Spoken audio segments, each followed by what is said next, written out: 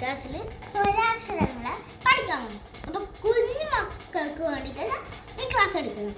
അപ്പോൾ സ്വരാക്ഷരങ്ങളിൽ അ ആ ഇ ഈ ഉ ഊ ഈ വരെ ഇപ്പം പഠിക്കാം.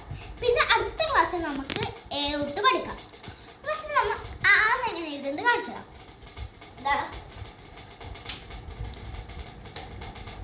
മലയാളം ക്ലാസ്സിൽ അപ്പോൾ മലയാളം എഴുതണ്ടേ?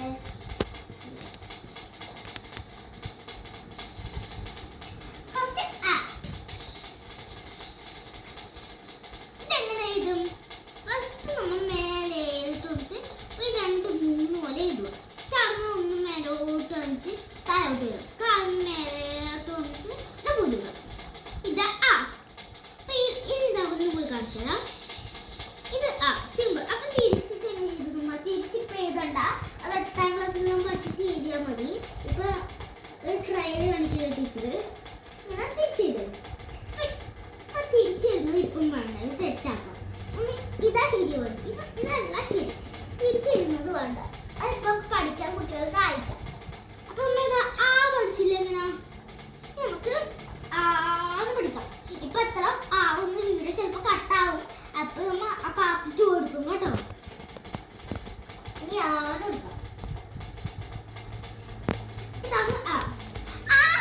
നേരത്തെ ആന്ന് പഠിച്ചിട്ട് അതേപോലെ തന്നെ എഴുതുന്നത്. എന്നിട്ട് നേരത്തെ ഇതെല്ലാം നമ്മ ആന്ന് എഴുതുന്നത്. ഇത് ആടുന്നത് ഇതെങ്ങനെ എഴുതുന്ന വെച്ചാൽ ഒരു ആരേന്റെ വള്ളി പോലെ താഴോട്ടേക്ക് മെല്ലെ തളപ്പിക്കുക, മെല്ലെ തളപ്പിക്കുക.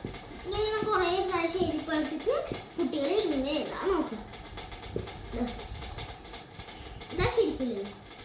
തിരിച്ചെഴുതുക എങ്ങനെയാ നോക്കാം. ഇങ്ങനെ വന്ന് ഇങ്ങനെ വന്ന് ഇങ്ങനെ വന്ന് ഇങ്ങനെ ഇതാണ് തിരിച്ചെഴുതുന്നത്. അപ്പൊ ആ ആയും പഠിച്ചു. ശരിക്കും ഇത് തെറ്റാണ് കേട്ടോ, ഇതെല്ലാം ശരി.